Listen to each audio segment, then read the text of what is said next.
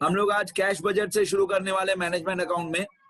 वैसे cash budget का 1-2 lecture theory वाले पेजेस मैंने बनाए थे, ऐप पे रख दिए थे मैंने। अब आज हम लोग क्वेश्चन 2 स्टार्ट करेंगे और मैं क्या करूंगा, मैं बेसिकली क्वेश्चन 2 एक एक ट्रांजेक्शन जब मैं स्टार्ट करूंगा तो जैसे जैसे नए नए रूल्स आएंगे तो मैं थियरी वाले पेजेस में लिखते जाऊंगा। ऊपर वाली तरफ मेरे थियरी वाले पेजेस हैं और नीचे की तरफ मेरे सम्स वाले पेजेस हैं। आप सब लोग पुराने स्टूडेंट्स हो, आपको मालूम है क्या करना है। हर एक चैप्टर में स्टार्टिंग के 15 पेज रूल्स के लिए, थियरी के लिए, उसके बाद सम्स वाले पेजेस, ठीक है। पहले 15 सिंगल साइड थियरी, ट्रिक्स और रूल्स के लिए। अभी हमारा क्वेश्चन 2 है, चैप्टर का नाम है कैश बजट। ये आपकी स्क्रीन पे जो दिखाई दे रहा है ये क्वेश्चन है। तो एक बार मैं क्वेश्चन रीड करता हूं। यहाँ पे लिखा है summarize below are the income and expenditure forecast for the month of March to August. यहाँ पे आप लोगों को मार्च से लेकर अगस्त तक का फोरकास्ट दिया हुआ है। देखो यहाँ पे क्या लिखा हुआ है, फोरकास्ट। ये मार्च से लेकर अगस्त तक का आपको फोरकास्ट दिया हुआ है कि इतना इतना पैसा रिसीव होगा या इतना इतना पैसा हमको पे करना है। अब ये मंथ दिया हुआ है। पहले मैं पूरा क्वेश्चन समझा दूं, फिर मैं आपको बताऊंगा आंसर में लिखना क्या है। ये मंथ दिया हुआ है मार्च, अप्रैल, मई, जून, जुलाई, अगस्त। मार्च से लेकर अगस्त तक की सारी अमाउंट दी हुई है। Sales all credit, sales all credit मतलब हम लोग सारा का सारा जो गुड्स बेचते हैं वो उधार पे ही बेचते हैं, डेटर्स को ही बेचते हैं, कोई कैश सेल नहीं है। ये चैप्टर का नाम बेटा कैश बजट है। कैश बजट में हमको ये लिखना होता है कि कौन से महीने में कितना पैसा आया और कौन से महीने में कितना पैसा गया। बिल्कुल सेम हमारे 11th स्टैंडर्ड के कैश बुक के जैसे। फर्क ये है कि 11th स्टैंडर्ड में कैश बुक में रिसिप्ट साइड और पेमेंट साइड ऐसे होता था, लेफ्ट साइड और राइट साइड, रिसिप्ट और पेमेंट। अभी क्या फर्क है, रिसिप्ट साइड ऊपर आ जाएगा और पेमेंट साइड नीचे आ जाएगा। सिर्फ इतना फर्क है, रिसिप्ट ऊपर पेमेंट नीचे, बाकी पूरा फॉर्मेट सेम है। अलग अलग महीनों का हमको कैश बजट बनाना है। हमको सिर्फ ये देखना होता है कि कब पैसे आए और कब पैसे गए। तो ये सेल्स दिया हुआ है। जैसे जैसे हम लोग आगे बढ़ेंगे चैप्टर में तो सारे फॉर्मूला ट्रिक्स मैं बताते जाऊंगा। ये सेल्स की अमाउंट दी हुई है, ये परचेज की अमाउंट दी हुई है, ये वेजेस की अमाउंट दी हुई है, manufacturing expenses, office expenses, selling expenses. अब ये 3 और 3 6 ट्रांजैक्शन दी हुई है। ये 6 ट्रांजैक्शन देख के सबसे पहले आपको ये डिसाइड करना है कि इन 6 में से कौन सी ट्रांजैक्शन से पैसा आएगा और कौन सी ट्रांजैक्शन से पैसा जाएगा। तो सेल्स से पैसा आएगा, हम गुड्स बेचेंगे तो पैसा आएगा। आपको सिर्फ ये सोचना है कि कैश आएगा कि जाएगा। तो सेल्स से पैसा आएगा, परचेज से पैसा जाएगा। गुड्स खरीदेंगे तो कैश हमको पे करना पड़ेगा, cash goes out. Wages, cash goes out. Manufacturing expenses, cash goes out. Office expenses, cash goes out. Selling expenses, cash goes out. तो ये सारी चीजें हम पे करेंगे, purchase, wages, manufacturing expense, office expense, selling expense, ये सब हम पे करेंगे और सेल्स का पैसा रिसीव होगा, ठीक है। तो ये मार्च महीने की एक्चुअल सेल दी हुई है 60,000। मतलब मार्च के महीने में हमने 60,000 रुपीज की सेल किया। जरूरी नहीं है कि ये पैसा हमको मार्च में ही मिल जाए। मार्च में हमने सेल किया है 60,000 का, ओके। अब अप्रैल में हमने इतना सेल किया है 62,000, ये मई का सेल 64,000, जून का सेल 58,000, जुलाई का 56, अगस्त का 60। आगे हम लोग हमेशा बचपन के जैसे पहले सारी एडजस्टमेंट सॉल्व करेंगे, फिर ये ऊपर जो 6 ट्रांजैक्शन है अनटिक आइटम्स बाद में, पहले सारी एडजस्टमेंट्स जैसे 11 से लेकर किया है। अब यहाँ पे लिखा हुआ है you are given the following further information. पहले ये A B C D E 6 adjustment में पढ़ लेता हूँ। Plant costing rupees 16,000, 16,000 is due for delivery in July. Payable 10% on delivery and the balance after 3 months. Advance tax of 8,000 is payable in June. Period of credit allowed by suppliers is 2 months and to customers is 1 month. Lag in payment of manufacturing expenses is half month. Lag in payment of all other expenses is 1 month. You are required to prepare a cash budget for 3 months starting on 1 May 2012 when there was a cash balance of 8,000. अब ये sentence हमारे लिए सबसे ज्यादा काम का है। यहां से हमारा क्वेश्चन स्टार्ट होगा।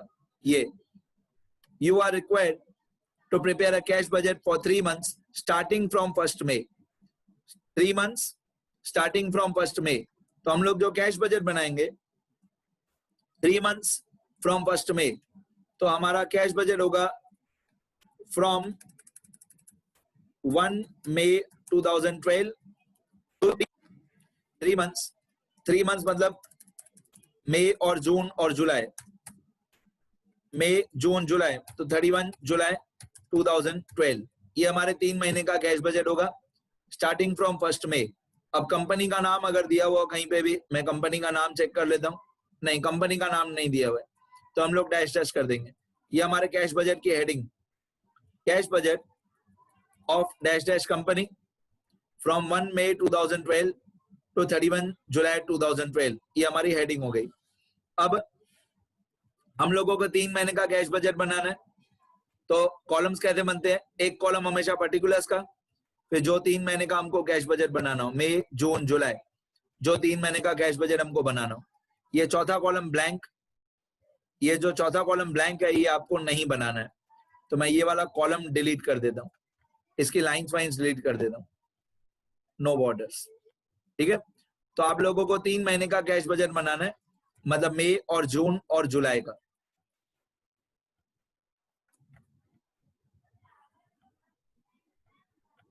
डन. ये मैंने मई और जून और जुलाई का कैश बजट बना दिया. कैश बजट का फॉर्मेट एक बार सीखो. फॉर्मेट ऐसा होता है, सबसे पहले opening cash and bank balance, उसमें ऐड रिसिप्ट्स, जो जो पैसा हमको मिला वो ऐड कर देंगे, लेस पेमेंट्स, जितना पैसा हम लोगों ने पे किया वो लेस कर देंगे. अब ओपनिंग बैलेंस और रिसिप्ट्स इन दोनों को प्लस कर देंगे. ओपनिंग बैलेंस और रिसिप्ट्स दोनों को प्लस करके जो आएगा उसको टोटल ए बोलते हैं. फिर पेमेंट्स का जो टोटल आएगा, सिर्फ पेमेंट्स का टोटल, उसको टोटल बी बोलते हैं. पहले ओपनिंग बैलेंस और रिसिप्ट्स दोनों को प्लस करके टोटल ए आएगा. फिर टोटल बी के अंदर सिर्फ पेमेंट्स का टोटल होता है, सिर्फ जितनी पेमेंट्स है उनका टोटल. फिर लास्ट में नीचे नीचे टोटल ए में से टोटल बी माइनस कर देते हैं, तो टोटल ए में से बी माइनस कर देंगे तो क्लोजिंग बैलेंस आ जाएगा. अब जितना भी हमारा मई का क्लोजिंग बैलेंस आएगा उसको हम ऊपर लेके जाएंगे जून के ओपनिंग बैलेंस में, और जितना भी जून का क्लोजिंग बैलेंस आएगा उसको ऊपर लेके जाएंगे जुलाई के ओपनिंग बैलेंस में. ऐसा हमारा कैश बजट होता है. बेसिकली ये मैनेजमेंट अकाउंट है. मैनेजमेंट अकाउंट में कोई डेबिट क्रेडिट नहीं होता है, सिर्फ कैलकुलेशंस होती है. ठीक है, अभी यहाँ पे वीडियो पॉज करेंगे और सारा फॉर्मेट एक बार लिखेंगे. आगे बेटा, अभी हम लोग एडजस्टमेंट से शुरू करते हैं. एडजस्टमेंट में जो लास्ट लाइन थी ये वाली, उसमें लिखा हुआ था you are required to prepare a cash budget for 3 months starting from 1 May 2012, मतलब मई जून जुलाई 3 महीने का कैश बजट बनाने के लिए बोला था, वो हमने फॉर्मेट बना दिया. When there was a cash balance of 8,000, मतलब 1st May के दिन ये 8,000 कैश बैलेंस है. ये 1st May का ओपनिंग कैश बैलेंस है.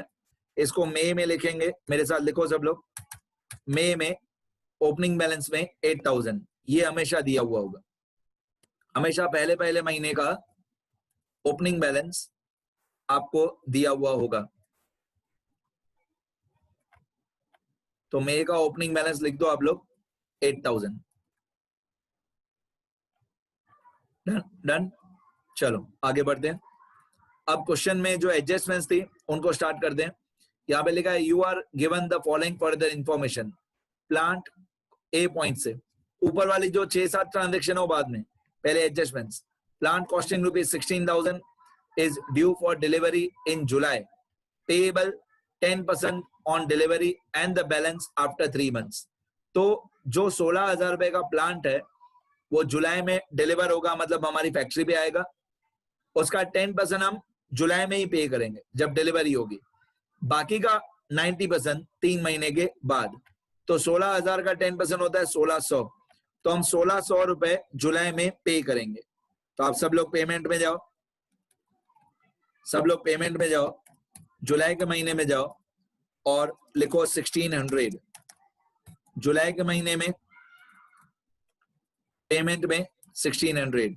ये जुलाई का मंथ है, जुलाई का मंथ है, देखो अच्छी तरह. जुलाई के मंथ में पेमेंट में 1,600. अब यहाँ पे हम लोग लिखेंगे, यहाँ पे हम लोग लिखेंगे 1 नंबर करके प्लांट परचेज्ड। प्लांट परचेज्ड, अब क्वेश्चन में लिखा हुआ है कि 10% हमको पे करना है, 10% हमको पे करना है जुलाई में ऑन डिलीवरी। अब इसके भी आंसर टेक्स्ट बुक में इस एडजस्टमेंट के सॉल्यूशन अलग अलग क्वेश्चन में थोड़ा अलग अलग आंसर दिया हुआ है। मेरे हिसाब से जो मैंने लिखा है वो परफेक्ट है। जुलाई में प्लांट डिलीवर होगा, 10% हम पे करेंगे जुलाई में ही ऑन डिलीवरी, तो 16,000 का 10% होगा 1600, ये जुलाई में पे करेंगे। बाकी का 90% वो होता है 1600 माइनस कर दो, तो बाकी का 90% होता है 14,400। तो बाकी का 90% होता है 14,400, वो हमको पे करना है आफ्टर 3 मंथ्स। आफ्टर 3 मंथ्स, दिमाग लगाओ मैं क्या बोल रहा हूँ, आफ्टर 3 मंथ्स मतलब ये जुलाई है, तो अगस्त, सितंबर, अक्टूबर, तो बाकी का 14,400 हमको अक्टूबर में पे करना है। लेकिन प्रॉब्लम क्या है, प्रॉब्लम ये है कि अक्टूबर का कैश बजट हमको बनाना ही नहीं है।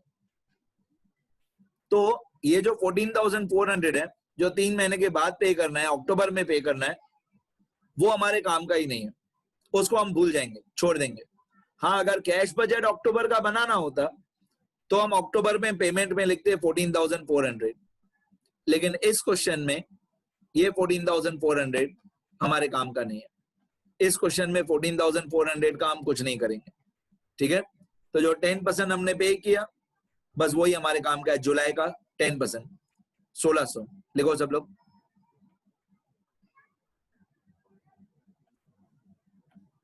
देखो सब लोग, 1600 रुपए, 1600 रुपए जुलाई में पेमेंट में प्लांट परचेज। बाकी का 90% 14,400 अक्टूबर में आएगा, वो हमारे काम का नहीं है।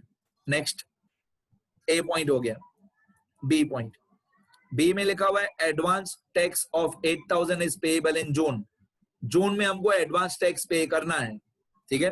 तो हम जून में जाएंगे, पेमेंट में जाएंगे, ये जून है, जून में पेमेंट में जाएंगे और एडवांस टैक्स 8,000,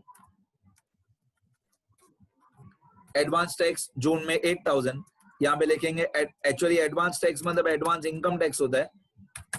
एडवांस टैक्स जून के अंदर 8,000 मैंने पे कर दिया, ठीक है। अब साथ साथ में मैं आपको थियरी रूल्स बताते जाऊंगा, सुनना ध्यान से। मैं इस तरीके से साइड रूल करके लिखते जाऊंगा और ये सब साइड रूल या जो भी मैं रूल्स बताते जाऊंगा, ये सब आपको थियरी वाले पेजेस में लिखना है, ठीक है। लिखो सब लोग, थियरी वाले पेजेस में जाओ और मेरे साथ लिखो, in this chapter all types of amounts are recorded. In this chapter, all types of amounts are recorded. That is actual amount, forecasted amount, actual amount, forecasted amount, budgeted amount, estimated amount। मतलब इस chapter में हम हर type की amount लिखेंगे। Actual है तो भी लिखो, फोरकास्टेड है, बजट है, एक्चुअली ये तीनों सिनोनिम्स हैं। फोरकास्टेड, बजटेड, एस्टिमेटेड, ये तीनों सिनोनिम्स हैं। बट मेरे कहने का मतलब ये है कि इस चैप्टर में हम सारी अमाउंट्स लिखते हैं। एक्चुअल है तो भी लिखो, फोरकास्टेड है, बजटेड है, एस्टिमेटेड है तो भी लिखो, सारी अमाउंट्स लिखेंगे। ये सब जो भी मैं साइड रूल में लिखूंगा, ये आपको थियरी वाले पेजेस में जाके लिखना है। चैप्टर का नाम कैश बजट है, इतना तो पता ही होगा। लिखो सब लोग आगे। अब हम लोग पहुंचे सी पॉइंट पे। सी पॉइंट में लिखा है period of credit allowed by suppliers is 2 month. Supplier मतलब वो जहां से हम गुड्स खरीदते हैं, तो period of credit allowed by suppliers is 2 month, मतलब जहां से हमने परचेज किए गुड्स, वो सप्लायर्स हमको 2 महीने की उधार, 2 महीने का क्रेडिट देते हैं।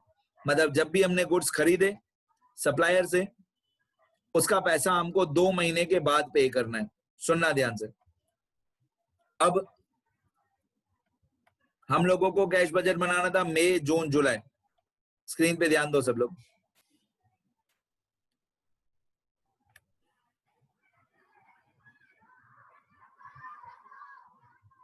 अब आपने देखा होगा कि मैंने एक बॉक्स टाइप एक शेप बनाया, रेक्टेंगल टाइप एक शेप बनाया, दिमाग लगाओ। अगर 1 महीने की क्रेडिट मिले, ये परचेज मतलब सप्लायर, परचेज मतलब सप्लायर, अगर 1 महीने की क्रेडिट मिले तो हम मार्च का पैसा पे करेंगे अप्रैल में, राइट। 1 मंथ क्रेडिट हो तो हम मार्च का पैसा पे करेंगे अप्रैल में। 2 मंथ्स क्रेडिट हो, 2 मंथ्स क्रेडिट हो तो हम मार्च का पैसा पे करेंगे मई में। मार्च का पैसा अप्रैल छोड़ के मई, अप्रैल का परचेज का पैसा, अप्रैल का परचेज का पैसा मई छोड़ के जून में पे करेंगे, मई छोड़ के जून में पे करेंगे। और मई की परचेज का पैसा, मई की परचेज का पैसा जून छोड़ के जुलाई में पे करेंगे। दिमाग लगाओ। 1 मंथ क्रेडिट मतलब क्या, पहले वो समझो। 1 मंथ क्रेडिट, मार्च की परचेज है 36,000, आपको स्क्रीन पे दिखाई दे रहा होगा, ये मार्च की परचेज है 36,000। तो अगर 1 मंथ क्रेडिट है तो मार्च का पैसा हम पे करेंगे अप्रैल में। 1 मंथ क्रेडिट मतलब 1 महीने बाद। 2 मंथ क्रेडिट हो तो मार्च का ये जो 36,000 है, मार्च का पैसा अप्रैल छोड़ के मई में पे करेंगे। मतलब ये 36,000 मार्च की परचेज का पैसा अप्रैल छोड़ के मई में पे करेंगे 36,000। तो 36,000 पेमेंट साइड, 36,000 ये परचेज है मार्च का, लेकिन मैंने पे किया मई में। ये देखो, ये मई का महीना है, मई के महीने में मैंने 36,000 पे किया। तो परचेज है मार्च की, लेकिन पैसे पे किए मई में। तो मैं यहां पे लिख दूंगा 36,000 के सामने क्रेडिट परचेज, मैं लिखूंगा क्रेडिट परचेज 36,000। फिर आगे 36 के बाद क्वेश्चन में दिया हुआ है 38, ये 38,000 अप्रैल का परचेज का पैसा, अप्रैल का पैसा मई छोड़ के जून में पे करेंगे। 38,000 अप्रैल की परचेज का पैसा, ये हम पे करेंगे जून में 38,000। तो जून में मैं पेमेंट में लिख दूंगा 38,000। ये परचेज अप्रैल की है, लेकिन हम पे करेंगे जून में। फिर उसी तरीके से क्वेश्चन में 38,000 के बाद 33,000 दिया हुआ है मई का परचेज, ये मई, और ये मई का परचेज 33,000। तो जो मई का परचेज है 33,000, ये हम जून छोड़ के जुलाई में पे करेंगे 33,000। जुलाई 33,000, ये जुलाई है, ये जुलाई में हम लोग पे करेंगे 33,000, यहाँ पे 33,000। डन। तो इसके बाद क्वेश्चन में और भी परचेज दिया हुआ है, दिमाग लगाओ। क्वेश्चन में आपको ये जून जुलाई अगस्त का भी परचेज दिया हुआ है, लेकिन ये जो जून जुलाई अगस्त का परचेज दिया हुआ है, ये हमारे किसी भी काम का नहीं है, वो एक्स्ट्रा इंफॉर्मेशन है। तो मैंने सीधा सीधा जून जुलाई अगस्त की परचेज को कट कर दिया। 35,000, 39,000, 34,000 वो हमारे किसी काम का ही नहीं है, एक्स्ट्रा अमाउंट दी हुई है, वो हमारे काम की नहीं है, उसको भूल जाओ। ठीक है, आगे परचेज हो गया सॉल्व। नेक्स्ट, अब उसी सी एडजस्टमेंट में, सी पॉइंट में second point, period of credit allowed to customers is 1 month. Customer मतलब ऑब्वियसली जिसको हम माल बेचते हैं, इनका पीरियड अलाउड इज 1 मंथ। मतलब जब हम माल बेचते हैं, जब हम अपने डेटर्स को, कस्टमर्स को गुड सेल करते हैं, तो उनसे हम पैसा कलेक्ट करेंगे 1 मंथ में। 1 मंथ में कलेक्शन होगा। सुनो ध्यान से। तो मार्च का पैसा 60,000, ये मार्च की सेल है, ये देखो स्क्रीन पे दिखाई दे रहा है सेल, ये मार्च की सेल है 60,000। तो मार्च का पैसा कब कलेक्ट होगा? अप्रैल में। मैं पहले एक बॉक्स बनाता हूं तो आपको ज्यादा आइडिया आएगी।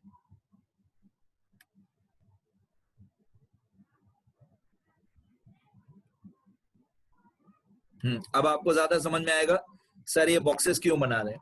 देखो, मार्च का पैसा 60,000 सेल का पैसा, ये हमको मिलेगा अप्रैल में, लेकिन अप्रैल का कैश बजट तो हमको बनाना ही नहीं है, हमको अप्रैल का कैश बजट चाहिए ही नहीं। फिर अप्रैल में जो सेल किया 62,000, अप्रैल में जो हम लोगों ने सेल किया 62,000, ये पैसा हमको मिलेगा मई में। तो मई का कैश बजट बनाया हमने, हाँ बनाया है। तो ये 62,000 मई में पैसा मिलेगा, क्योंकि एडजस्टमेंट में लिखा हुआ है 1 मंथ क्रेडिट। 1 मंथ क्रेडिट मतलब अप्रैल का 62,000 जो सेल है मतलब हमने माल बेचा अप्रैल में, पर वो पैसा मिलेगा 1 महीने के बाद, मतलब मई में। तो ये 62,000 हमारे काम का है। 62, 64, 58, 62, 64, 58 ये रिसिप्ट साइड पे आएगा। 62, 64, 58,000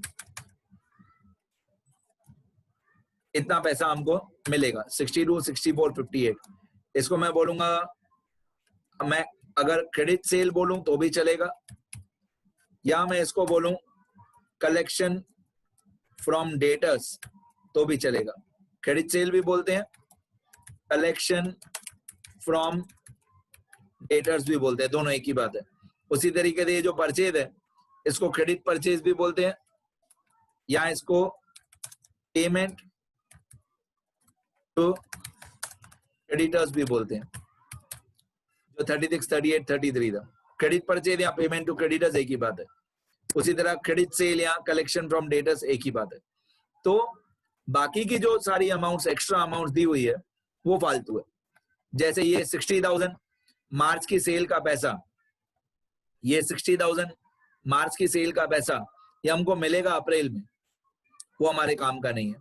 फिर ये अप्रैल की सेल का पैसा 62,000 ये मई में मिलेगा।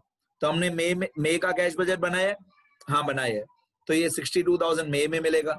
64,000 मई की सेल का पैसा 64,000 जून में मिलेगा।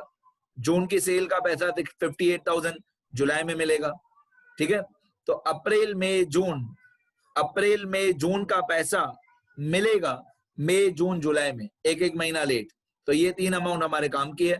बाकी नीचे जो 56 और 60,000 है, ये 56 और 60 लास्ट की 2 अमाउंट्स वो हमारे काम की नहीं है।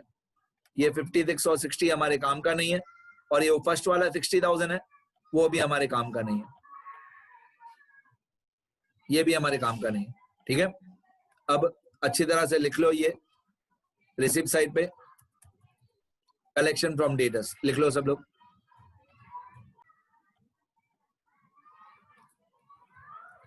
और पेमेंट साइड पे ये क्रेडिट परचेज लिख लो, क्रेडिट परचेज और पेमेंट टू क्रेडिटर्स ये लिख लो।